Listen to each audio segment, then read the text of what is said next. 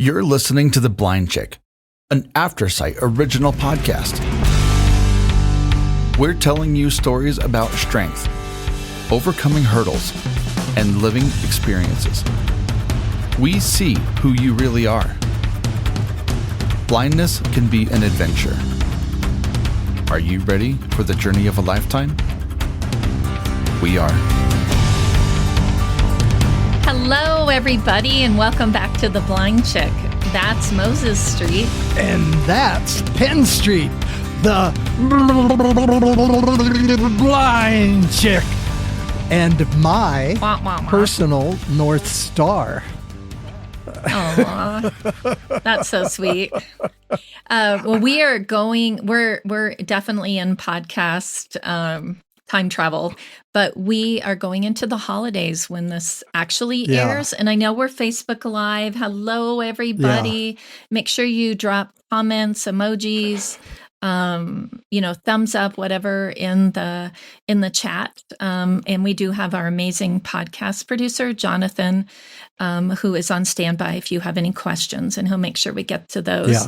Yeah. But I on NPR this morning, I was listening to Storyboard, and there was a conversation of a little girl who was born blind, and she was interviewing her parents.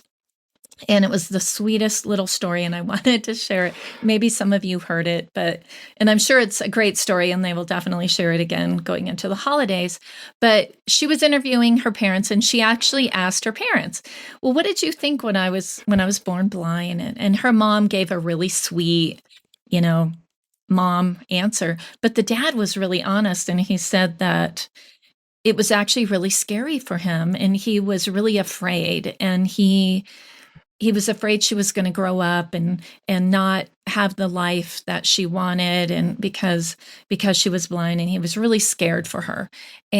But he said, but that all went away when I entered your world, and I learned the skills that you needed to learn. And I wasn't afraid anymore because I knew that you could live whatever life you wanted. And Moses and I actually had a really neat conversation over coffee this morning about it. And it was really kind of a light bulb, because I do think when people take the opportunity to walk in other people's shoes or even learn about them, if you see somebody reading Braille, or you see somebody with a white cane or a guide dog or whatever tool it is that we're using, take a moment to actually put yourself in those shoes and close your eyes and ask them about it and learn about it, because that's how that fear and that misconception and that pity and all those, to me, negative things that the sighted world has about the blind world. And it just, I don't know, it was really potent to me. It was like, I kind of finally got it at my 57th year of life here, it is important to put ourselves in other people's shoes, regardless of what it is. And I'm planning on taking that knowledge forward and actually being more acceptable when people are ignorant about the blind and low vision world. So yes, that's my little soapbox for today. And that fits me for my end of the reproduction, and more the guy take on it is Penn, because of living with a blind woman for 38 years. Most of the people we hang out with are blind, and it's because I have more friends than you. That's yeah, that's right. That's right. And just kidding. And so for me, I'm always working on some scientific idea, and the thing that's starting to, and I'm researching it a lot, is that when you go through a major trauma and you fight to get your life back, it ups your brain. Okay, you become smarter. You start using your other four senses, and people always think blind people are helpless, and yet, okay, if you are listening to this podcast and not watching us today, you're blind. You can't see us. Okay, you can't see where we are, and we're talking to you from July 2025, so we are from the past. Okay. So it's Penn and I have joked because blind people learn to see with their other four senses. I can't do that. You can't do that. And so Penn and I, to me, they're like X-Men. And the reason I bring that up is people are afraid of X-Men, yet X-Men have these superpowers. And today we have an X-Man. He even We has do. an X-Man name, Gable Meade. And here he Gable. is. Hello. Gable, welcome Hi. to the Blind Show. Thanks for having me, guys. Yeah, it's good. It's good having you. We're excited. So, Gable, I know you. I think is it you who talk about you have a spidey sense when it comes to gaming? Is that how you? I've never put it in those words exactly, but it sounds like something I would say. But yeah, I'm a big gamer, and I was really happy to be able to talk to Evan and Blind Level Tech about that. Yeah. So tell us a little bit more about yourself, where you're from, and were you born blind? All the sight lanes out there. They want to know the blind that's the big story. question. Yeah. Nothing else matters. Oh yeah. I was born in Iowa. I'm 25 years old, and when I was 8 months old, I was diagnosed with bilateral retinoblastoma, which is a cancer of the eye. And just a funny story about how that diagnosis kind of came about was I was at home, and I was sitting in front of like the TV, and my mom was watching me. I was like sitting there eating a cookie, and she noticed that I was favoring my right eye when I was watching the TV. So like I would angle my head slightly to the right to make that more centered on the television. And so she came over and like put her hand in front of my right eye, and I moved around it. But when she did it in front of my left eye, I didn't move. Interesting. Wow. Yeah. So that's kind of how I got the sense that something was wrong, like that, like maybe I just had limited vision or something. And yeah, they took me in and got that diagnosis. And the cancer was more advanced in my left eye. So I had that removed when I was a baby, and they were able to treat my right eye. But the RB came back when I was around 5 or 6 in my right eye. They treated it again, and I had low vision in my right eye, I say until probably 14 to 16 is when it kind of fully went. But yeah, I've been what I consider fully blind for 10 years now. And just a couple of years ago, I had electively removed my right eye just because it was very shrunken and damaged from like all my cancer treatments. And it was just like always dry and like ached all the time. And I was like, like most people aren't in constant discomfort. So I had that removed, and now I have 2 prosthetics.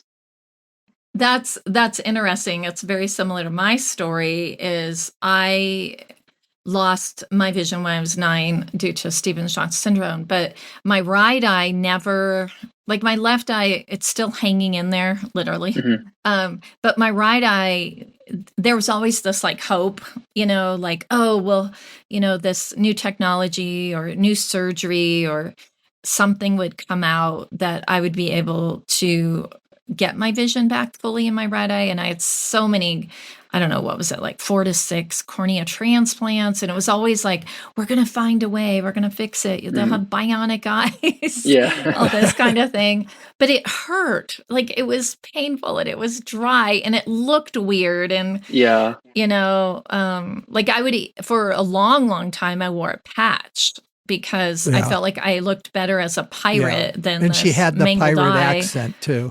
But yeah, it was actually a huge decision when I finally, and mine was, I feel like it was about 7-8 years ago when I finally made the decision to have it removed and get a prosthetic. And I'm like, why in the heck didn't I do this? Like, what was I afraid of, And, Yeah. but one of the things that was interesting for me, and I don't know if you went through this, and they did tell me this could happen, even though I hadn't had real vision in that, not even really light perception unless it was like stuck in my, like, but they said once the, what is it? Not your retina, your optic nerve. Once your optic nerve is severed, your brain actually kind of freaks out and it's like, oh my gosh, I really can't see. And I didn't think that was going to happen to me because I hadn't really had vision out of it since I was 9. But it was amazing when they cut that optic nerve. It took me a long time to get over that. Almost like I just felt off in that it was shocking to me. Like when I would hold my hand up on the right side, I'm like, oh my gosh, I really can't see. Right. But it was what about you? Was there any sort of transition when you made that decision? I feel like I'm the exact opposite. I've been having like shadow visions or phantom visions like the last 10 years. They started in high school where it was mainly just like floaters in my remaining eye. And it wasn't just like a little dot or something that you kind of see in the corner of your eye. It was like a massive like blotch of color, like gray to white to orange. And it would become especially when I was like, I still had light perception, it would like overload. Like if you turn the brightness from like 10 to 100%, it was like debilitating when it first started happening. Wow. And so I was like, that's weird. And then so, and like that's the thing where, I don't know how long I've been blind exactly because of those phantom visions. I would look out the window, and because I know there's a window there, that area would be like lit up. When I'm at my parents' home, I remember where all the lights are. So when I look at the ceiling, I see the lights. I can't sleep at my parents' house anymore because it doesn't go away when I close my eyes. Interesting. And so what is it called? Charles-Bonnet syndrome? Is that what it is? Have you heard of that? A formal diagnosis. I was just given like phantom visions. Were any of them, which I imagine is like phantom pain, Were any of them like actual images, like a vase of flowers or? No, I think it's more like a Rorschach thing where I can make sense out of something, but it's just blobs. I have one right now that's like a white gray, and it's kind of in the center, and like the edges are black, or and the thing was, when I had my eye removed and I wake up from like surgery and I'm recovering, I'm like, I have no organic eyes in my head, and I have the exact same level of vision as I did right before. Wow. So these little phantom visions I would see, like looking at lights or outside or something, I think that's what I've been seeing for the last 5+ years. So I have no exact idea when my light perception went, but like I see as much as I did, which is strange. Wow. I wonder if that would be like, I do this on purpose. If I scroll through Instagram for about 15 minutes or so before going to sleep, I can literally watch pictures with my eyes closed as if I'm still looking at the screen. Yeah, our brain is so fascinating, isn't it? Like a printing of it, or working in Photoshop and retouching all this stuff. I end up, I don't think they're phantom like you're seeing, but all the shapes and stuff that you have when your eyes are closed. And I will start retouching all of those, and it's really hard to get myself to stop. So I could, And I think like where the phantom thing comes from, it's just your brain not understanding that they're gone. And that's like how phantom limb works. So, you lose an arm and you still feel like you can move it. And I don't know if that's similar. But it's just like this really strange thing where, and it doesn't like, it's not like I'll look at my dog and I see the outline of my dog. It's a lot of blobs and stuff. Right. But the fact that they're normally bright colors, especially like late at night, or if I've not been sleeping well, something with like my circadian rhythm like triggers it to be like these bright fireworks of like red, yellow, and orange.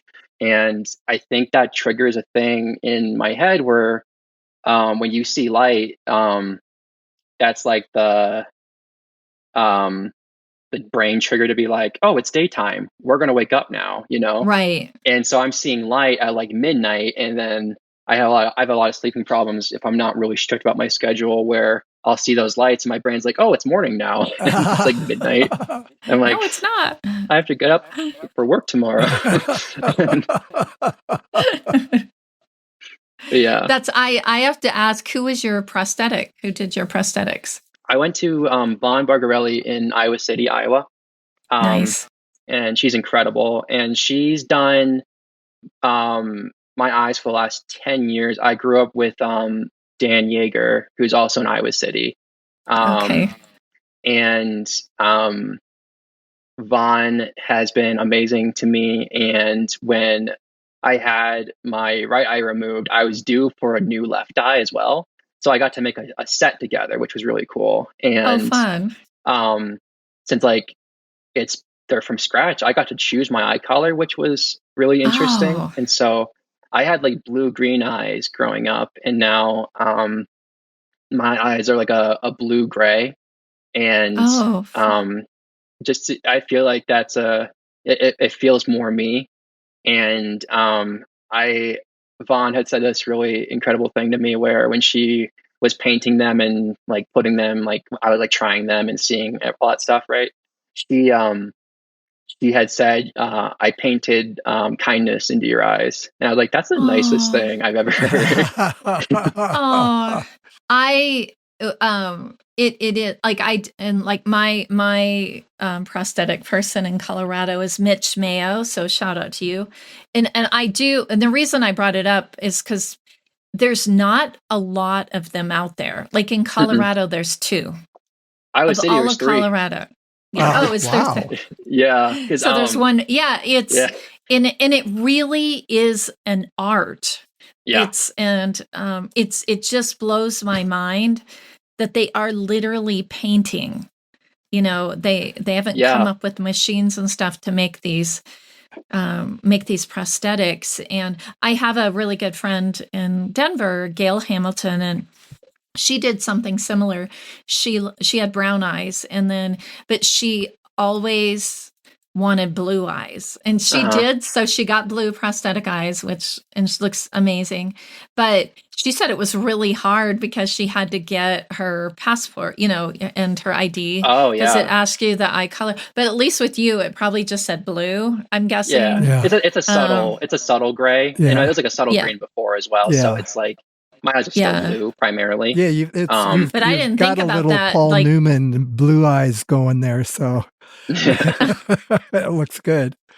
So that's awesome. I go ahead. I tried to get Penn to do something crazy like a stop sign, or the mirror. So many people. Sunglasses. Yeah, or somebody said it should be like a flashlight, because then people could see you. Yeah. I've heard the Terminator eye before. Oh, that would be cool. Yeah. And Mitch Mayo said that he actually does have people that have customized like their favorite sports team or something like that. And I'm like, no, I feel like they've drawn. I mean, but it is amazing. And I'm sure people do it with you too. They're like surprised you have a prosthetic. I mean, that's how incredible these artists are with our prosthetic eyes. Like people don't know that you have a prosthetic. Yeah. And my right eyelid is still wonky from all the surgeries and stuff. Yeah. And they know the eyelids are a little off, but the eye itself, they always think it's real, which I want to go back before we get on the gamer thing, is because it's curious to me. So when Penn takes me out on blind walks or we do different blind events, and I'm actually experimenting with going periods without sight, but I'm seeing all the rest of the time, of course. And so when I'm functioning blind, I make up. I'm walking and moving through this imaginary world that's just in my mind. And since you see the shapes and everything, do you actually, since you had some sight, do you create an imaginary world, like what the room looks like in your mind? Or walk through the woods, what it actually looks like? Not really. I just I'm more like, I like to be more in the moment. Not to say that what you're doing isn't, but like, no, I'm probably not. I'm never in the moment. I think the closest thing I would have to that, because I remember what a lot of things looked like. Right. I had vision for long enough that I can, like, you tell me to think of a fire truck, I can imagine what that looks like. Right. But I think one of the things I do is imagine people a lot. And once I like get to know people, I start, even if like they would tell me that their hair color is this or whatever, I just start imagining it what I think it is. And it's normally based around like a personality thing or interesting. And yeah. I like a teacher of mine, a lot of my classmates and friends gave me a lot of crap about this, but I went to a Master of Fine Arts program for creative writing, and our program like coordinator director guy is just amazing person, super like professional, and very like neat and just like a teacher, But I had, for some reason, imagined him as blonde. And he has like black hair and stuff. I think he has a beard, but like wears glasses or something. And so there was like a inside joke that started going around of like, I think he's also jacked. And so like, and like a friend described him to me as being like, oh, he's like Clark Kent, but nerdier. And, but I'm like, well, I imagine him as like a blonde guy, and now that we joke that he's like muscular, I kind of think he is. And so just stuff like that, based on a lot of like personal impressions and things. No, that's legitimate. Yeah, I definitely do that too. I hear somebody's voice, and especially if I get to have an actual conversation with them, I do have a picture in my head. And sometimes it can be right on, but sometimes it is. Yeah. Well, they say not even close. If a blind person is in some big event, that they frequently make a better eyewitness than the sighted people, because you're going off of different cues. So who knows? That's interesting. So, right. Well, I have a question for you, Gable. Is if your life was a video game, what would it be? Oh. Or what would it be called? Because maybe it's one that isn't even out there yet. Oh, if my life was a video game, what would it be? Yeah. It's not the same answer, but I remember I was once asked if I could live in a video game. I would have picked Nintendogs, which is just a dog raising game. That's awesome. Because you are a guide dog user. I am, correct? yeah. Yeah, same or here. What's his name? Here. Or her name? His name is Bowman. Bowman. Oh, yeah. What school is he from? Leader Dogs for the Blind. Wonderful. Yeah. Yay, Leader Dogs. Mine is from Guide Dog Foundation for the Blind.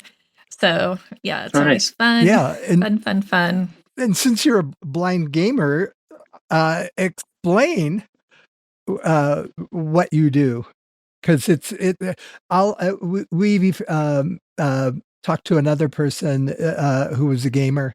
And so when I tell Sven yeah. from Denver, and I know he's a fan of the podcast, so shout out to Sven. Oh yeah, I know Sven. Like I don't know him personally, but we all know who he is. I bet you do. Yes. Yeah. But when I tell I I tell people that a blind, 100% blind gamers, they go, "That's not possible. That can't be." And so And it is now, thanks to Gable. yeah, Also, and so not thanks to me. I'm just a person who enjoys them. yeah, but take it. Yeah. I've been playing video games my entire life, and um, I won't go into excruciating detail because I already did that with Evan. But I started losing my sight around middle school, and that was difficult because one of my main hobbies was playing video games and reading comics.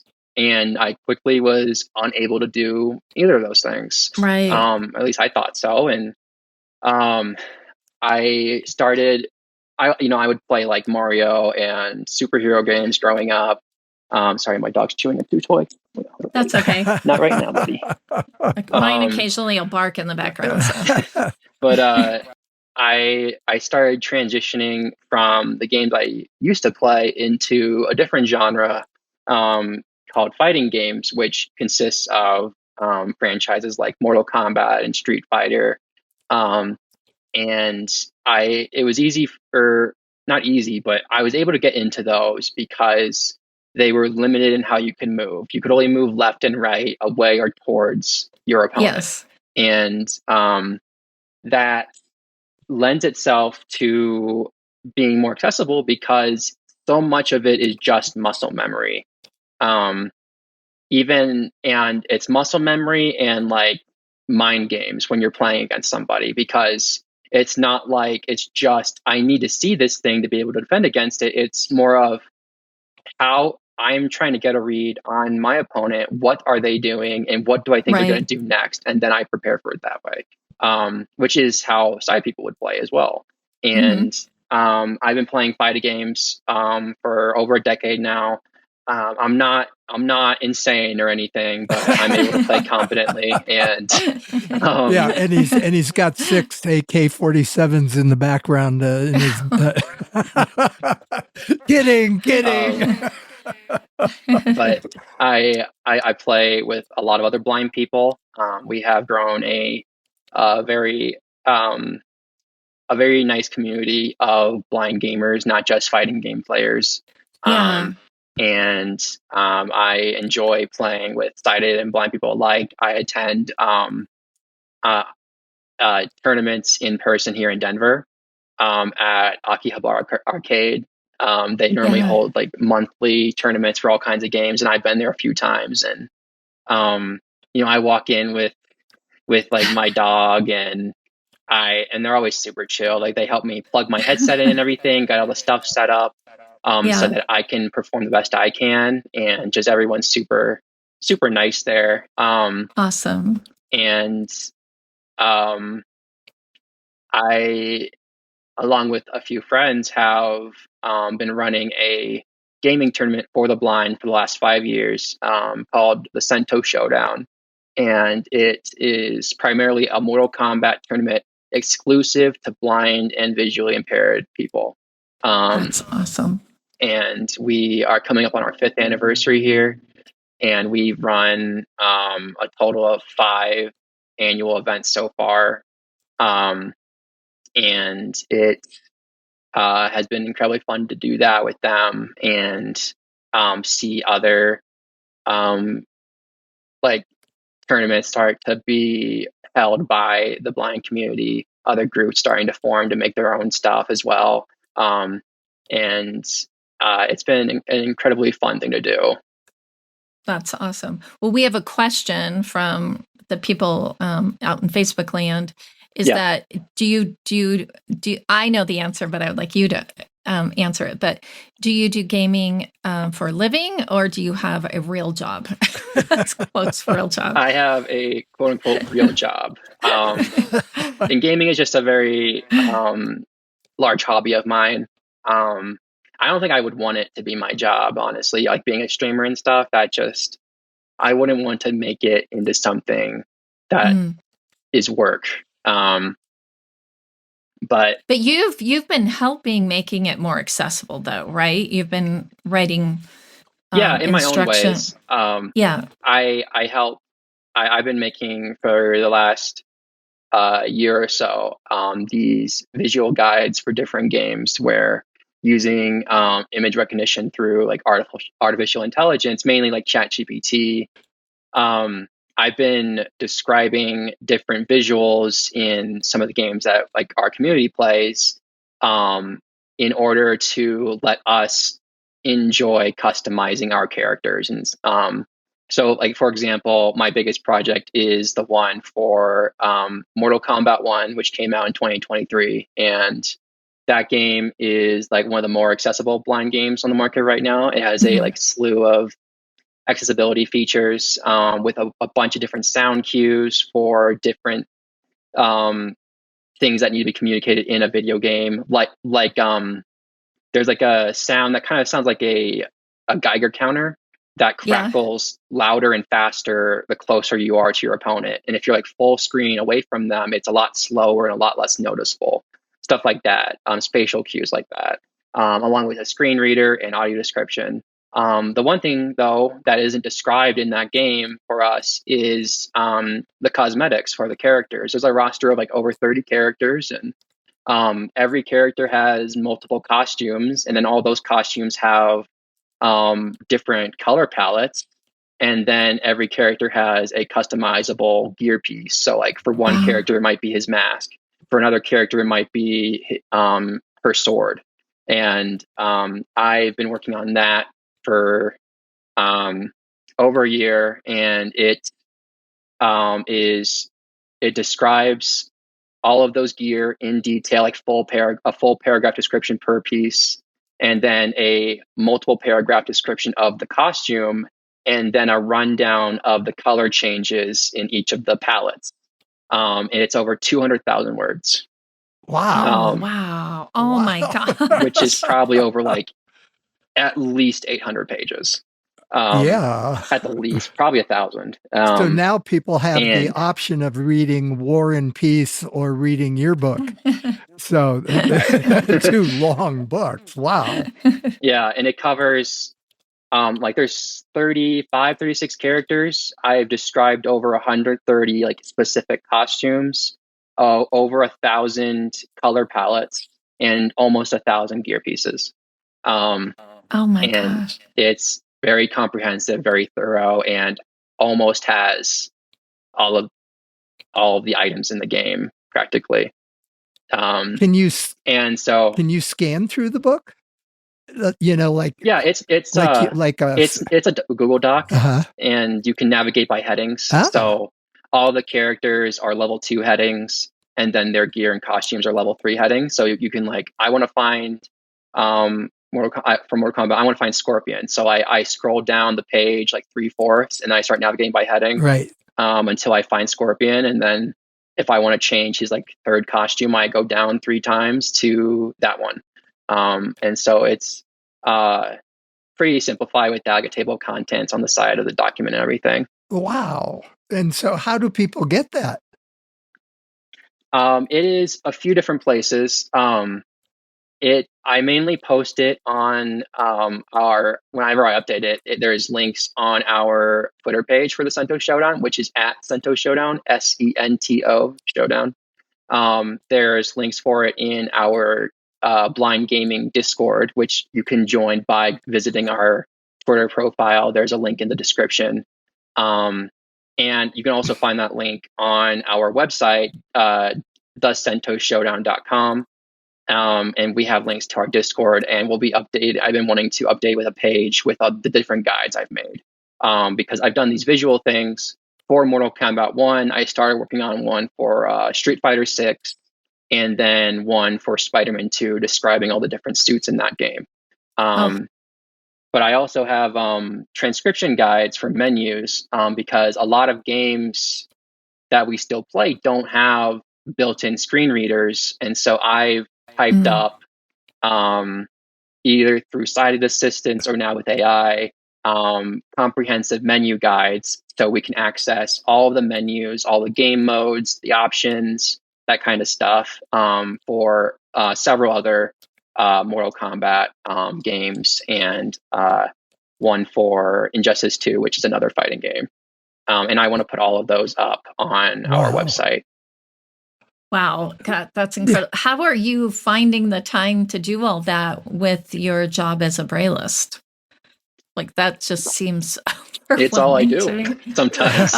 Yeah, I put easily over 100 hours in that Mortal Kombat one by itself. Wow. Because I'm not just, I think AI is incredible for its potential with blind accessibility, but it's not all there yet.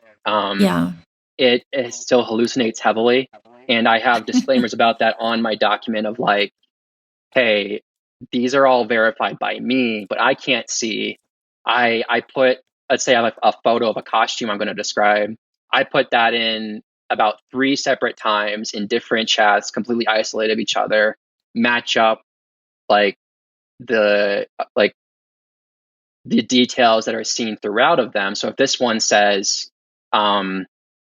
they're wearing a necklace, but like the other two don't say they're wearing a necklace, I'm like, okay, I should probably not include the necklace, right? So it hallucinates a lot, and it's getting better as the models get better. But it takes me a lot of time to do the individual descriptions because I'm also vetting and verifying. I do a lot of the editing because also AI doesn't write well. And so I change a lot of the wording. I do a lot of the rewriting to make sure that it reads clearly, descriptively, without fluff or filler, and that it's correct. And so that takes a lot of time. And I come home, I do that, then I go to bed, I go to work again. I'll spend a whole weekend just doing that sometimes. And I love it too. Like, it's not like that's hassle. Good. Right. I know. I do have to say, when I met your wife, she was not with you. So I was going to ask you, hopefully you get to spend some time with her, because she seemed amazing. Absolutely lovely. Pen, you're not the only one that has to deal with me working on photos all the time. So Exactly. So Gable, is one of the reasons you got into the sort of the writing and making it more accessible was more of a creative outlet than what you're doing as a braillist, and how did you even become a braillist? Like, was that something you landed in, or was it a kind of a dream job you were thinking about when you were growing up? I've always been writing. I've been writing for over a decade. I grew up loving superheroes, and I love comics by extension. I wasn't able to read a bunch because I didn't have the money. I was 10, and I also my vision was going out by the time apps were coming with subscription basis for me to read more, but I had limited time with that. And I've always enjoyed storytelling, and being able to write in prose and narratives lets me illustrate everything I would want. I don't think I would ever want to write a comic, being the writer and have an artist, because personally, I don't think I could enjoy the process as much because I don't understand half of it. I'm only getting the script and what I write, but when the artist takes over, I wouldn't be able to enjoy that. Oh, that makes sense. That makes sense. I can reread my own writing. I can go back to something I've written and just enjoy it again, and enjoy the feeling and remembering what the feeling of creating that. And so I really got kicked off. I was writing throughout high school, mainly short stories. I created some of my own superheroes when I was 14. And when I was in my senior year of high school, I took a creative writing elective class, which I always really loved when I took English classes, because, you would have your short story unit, but then it would be over, then you'd be doing Shakespeare. Right. This was you're wait, can we go back? But let's do the fun thing still, though. Doesn't a lot of the well-known comic writers can't draw? like Harvey, I like the counterculture stuff. So like Harvey Picar, he could not draw, and so he would hire an artist, but he wrote all Yeah, the but dialogue. Harvey then could read it then. He could still read it, right. though. That's what I was trying to say. And there Yeah. is, we interviewed somebody, oh my gosh, several years ago. It was at the beginning of the podcast, The Blind Chick. We actually interviewed somebody who was, they had put several of them into an, because they were big into comic strips, and they had somebody do audio descriptions of the comics. And I was like, why aren't they doing more of that? Because I agree with you, because even if Moses reads me the comics, it's not even remotely the same. Yeah.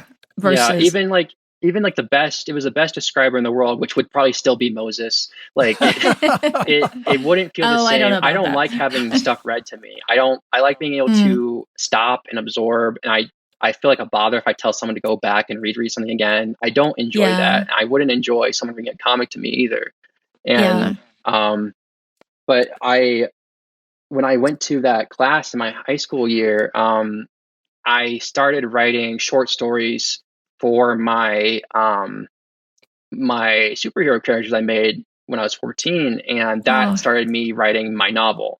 I turned those stories into chapters, and I've been writing a superhero novel for a really long time. But I've been growing as a person, and I feel like if I had published what I had when I was 19, it would be bad. And I've gone through a lot of personal experiences of being an adult and experiencing things in the real world that have influenced my writing. And I'm taking my time with it because I want it to be right.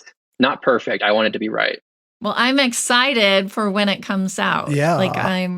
But I know, I've been writing, I've been working on a book forever too. And it is hard because, especially when you spend so much time with it, you do have new life experiences, and you're like, oh, wait a minute, I want to go back and rewrite that because that's, I can do it better now. And so I'm excited for when you do finish it, but I do appreciate you wanting to take the time to do that. So tell us a little bit more about your day job. So tell us kind of what that looks like. I always wanted to do some kind of teaching. When I went into college, I was a creative writing major and also an education major. And I always really liked working with kids, but just for me personally, I found the logistics of managing an elementary classroom as a blind person something that would be really stressful for me and what my personality type is. I know other people have done it blind. It's just, there's areas of doing that would make it really hard for me personally. But even sighted teachers, right? I mean, I have a friend who, she loves elementary school. That's all she's ever taught. But then I have other friends that love middle school, which I do not understand that. Right. And other people like high school, so I think that's fine. And so I switched from elementary. I did a lot of tutoring in elementary classes when I was in high school, but then in college I had switched from that to doing high school teaching. And I had pivoted out of that because was asked, we had a discussion during class, and I was asked what would you do during a school shooting?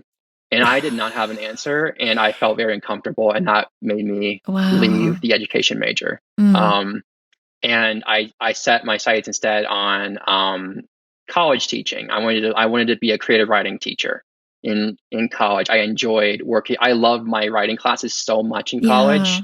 That's what I wanted to do. So I switched after freshman year into an English creative writing major, and graduate that. I'm like, okay, well, I want more. I'm going to go get my master's, get that ready, and then I'm going to start trying to teach. And we had moved from Iowa to Denver around that time. And I was looking for a job, and wasn't finding much, and I would go to like a King Supers and interview, and they would love me, and then I would never get a call back. And when I called them back, they hung up on me because they can't legally tell me we won't hire you because you're blind, but they'll just pretend they don't know who I am. And so like that was discouraging. And I wasn't the one to find the braillist job. It was my wife who found it, and I was in not a great headspace at the time, and so she helped a lot with like my application and everything. I owe my job to her essentially, aside from me getting the interview, being in the interview and all that stuff. But without her, I wouldn't have found it, and wouldn't have this opportunity. And I didn't want to teach. I didn't want to teach blind people at all. Growing up, like in college, it was never on my radar, because I've had some negative experiences with like working with blind people, and I it was just never on my radar. It was like I want to do college. I want to work in a writing class. But then I got this braillist job, and I was so nervous. It's my first job I've ever had, because when in Iowa, I lived out in the country, like 20 minutes out from town. Yeah. And just the logistics of all of that, of me getting in town. I know my family probably could have worked it out, but it was just hard. And then in college, I was like a full-time student, and I had an undiagnosed ADHD condition that I wasn't diagnosed until like 2 months after I graduated college, which would have helped me so much if I had tested any time sooner than that. But like I would not have been able to handle schoolwork plus a job in college, and I was on SSI anyway. So, wow. So this braillist job was my very first anything, and I was so scared. Because I was afraid I was not going to be able to handle it, because I never did anything similar to that. And like towards like my last year of college, I had a lot of trouble getting things on time. Like I was up all night the night before, like my last paper was due, working until 7 a.m, submitting it by 8, because I had such bad procrastination and executive dysfunction, which I still have sometimes, but medication and has helped a lot with that, and more discipline. But I was so scared that I would not be able to handle it. And I've been with my job for over a year. I just finished my first full school year. I started like in late April. Congratulations. That's huge. Thank you. That's we're celebrating. I started in April, which gave me like 2 months to like get used to it. And then I could come back for like August. And then I just, finished my first school year. And I absolutely love it. I am incredibly fulfilled. I have an amazing team. My students are amazing. And it gives me a lot of what I wanted from teaching, which is that like one-on-one interaction with students, especially like younger kids. I work with a lot of elementary kids, and being able to work with them gives me that fulfillment of being in a classroom, but I don't have to teach 25 other kids, which is nice. And, but yeah, I'm an educational braillist. I primarily adapt blind and visually impaired students and braille readers school materials and homework into either braille or digital accessible formats, like Google Docs and forms and whatnot. And I also work one-on-one with several students on tech lessons of teaching them how to use JAWS or their phone's voiceover more comfortably. And it's just, I never imagined I could be in a spot where like I wake up Monday at like 5:30 and I'm like, let's go. I'm excited to be here. And I think you're a testament too. I think, a lot of it. I mean, I still like, if somebody would have told me I was going to be a podcaster, I would have thought they were crazy. This was never, ever on my radar. Right. I do a lot of public speaking. And again, like I was the shy person in school. When I first met Penn, she never talked. And everybody out there who knows her goes, that's not possible. But I know, but we all need to be, I think it shows that. And that's why I think like you coming on this podcast and people get to hear this, because a lot of us get stuck in, oh, this is what we are supposed to do, or this is what I think I want to do. And when you open yourself up, and it's amazing what your life can be, if you kind of have that little bit of bravery, a little bit of courage to, maybe even somebody else opens the door, right? Like your wife kind of opened that door, maybe even shoved you a little bit through it, but it is amazing what we can do, and the skill set that we kind of cut ourselves short on. But those skill sets can be used in other things. And then now, I mean, I just think what you're doing is absolutely amazing. I know my teachers, that taught me Braille and taught me accessible technology growing up when I was a kid. They're just, they're my heroes. You're talking about superheroes and Spider-Man, and it's like, teachers are heroes, and even what you're doing in the gaming world, Gable. I really hope you understand how much you are opening it up for so many kids. Imagine when you were, 14, if there had been a Gable ahead of you, how much easier that transition would have been. And I know Sven talks about that as well when he was on the podcast. People thought he was crazy and that he was lying, that he was blind, because how can a blind person do this? But it takes people like you to kind of shatter those glass ceilings. So thank you. Well, thank you for saying that. It's very kind of you. Like I said, I'm a huge superhero fan, and like as corny as it sounds, like I grew up like idolizing characters like Spider-Man or Superman, and believing that I'm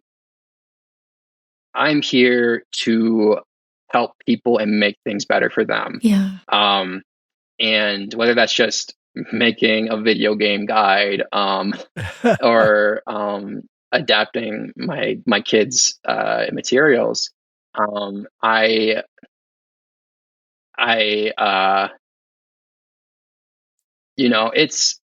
a lot of things where no one will do it unless you do, right? Absolutely. And all you have to do is show up and be the one who does it. And I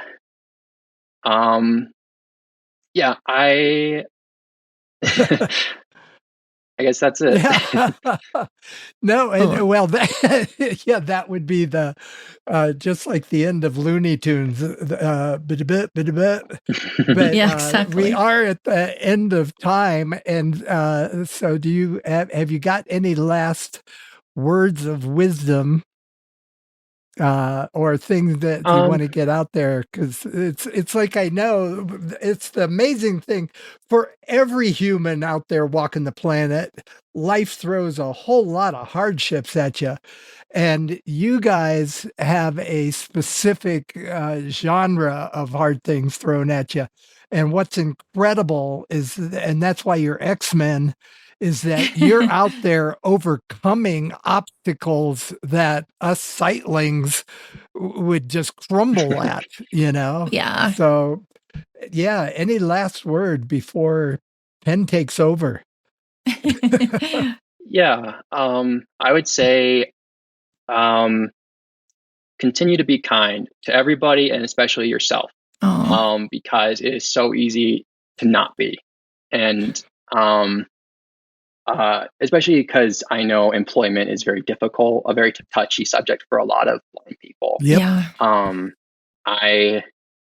I don't like in those. There's a small part of me getting my job as a braillist is because I already knew Braille. I had no other prior experience. My 6 years of higher education was counted as 1 year work experience. And I didn't have even like a grocery store job on my resume beyond that.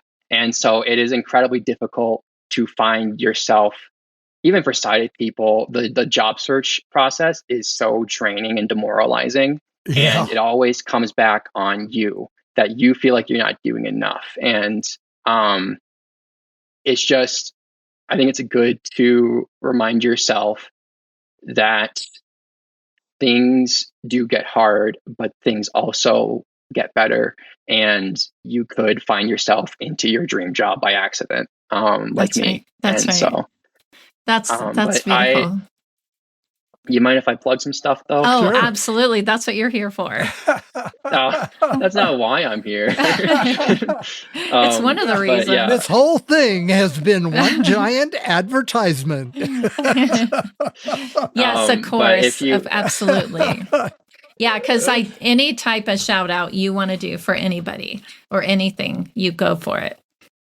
yeah, if you guys want to keep up with what I do, with the Cento Showdown, we have a Twitter page and a YouTube page at Cento Showdown, where we upload our past tournaments, the visual guides. I do a lot of video editing, and like video, like game montage thing that we upload to our Twitter, that kind of stuff. That's at Cento Showdown, Sento Showdown. And if you want to personally follow me, you can find me pretty much on anything at BlindsightBlue, BlindsightBlue. I stream on Twitch. You can watch me play Spider-Man, The Last of Us, Mortal Kombat, and I'm also on Twitter, and a bunch of other stuff. But yeah, I appreciate you guys having me. And absolutely. Don't go away yet, though. Jonathan, we're going to bring Jonathan on and see if he has any questions that we missed in the. We had to throw the script away because you were so good. Yeah. You covered everything really, really well. It's been awesome having you on. We do actually have one question from Kim. It says, have you ever considered creating a new game? Oh, that's a good question. Not seriously. I really enjoy writing concepts for games. Like I've been actually the last 2 days working on one. There, like I mentioned before, the Injustice series is another fighting game that I really enjoy, and I've been creating a game concept of who I would like to see on the roster for Injustice 3, if or when that comes out. And so, like, I've never really. I think I might be interested in writing for a game, like a narrative. But I'm not personally into coding or that kind of stuff.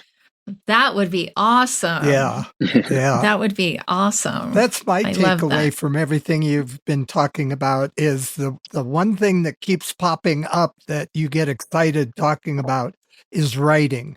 So yes. You've got to figure out some you way. have to mesh those, right? Yeah, you got to get something that somebody's paying. Because if you write, novels, people are not going to go, well, I can't read that book. He can't see. Right. They can't give you the old blind crap that you get going out. Yeah, so I have an action item out there to all of this. This goes out worldwide. If there's anybody who has a connection to, gaming companies, please reach out to them and reach out to Gable about writing something for them, because it would be amazing, absolutely amazing. So, and I'm sure Gable would not say no. Yeah, I mean, I love my braillist job, but if my dream job would be working on like a Spider-Man game, like as a writing staff member or something like that. I think that'd be incredible. Well, hold on to that dream. You never know what doors are going to open. So, or even a Spider-Man film script. Yeah, there you go. Currently the franchises are getting a little repetitive. They need some we need new blood in there. New blood in there. So, well, if you ever hear of the name The Centurions in the future, that's the name of my thing. Okay. So if you ever see a book called The Centurions by Gable Meade, Okay. Well, you better come back on The Blind Chick and promote it. Oh, yeah. Yeah. That one will be just an ad. Don't worry. Oh, Gable, this has been so fun. And please thank your wife for me, because it was wonderful running into her. And she's the one who told me, about you. And I was super excited we got to connect. And I know great things are going to continue happening with you. So, and everybody out there, thank you so much for dropping in week after week. Please check out the other AfterSight podcasts. Gable is going to be on Blind Level Tech. And by the time this airs, that episode's already going out. So, check out our other podcast at aftersight.org. And remember to be kind to yourselves this week and find a way to be kind to other people. It's good for your soul.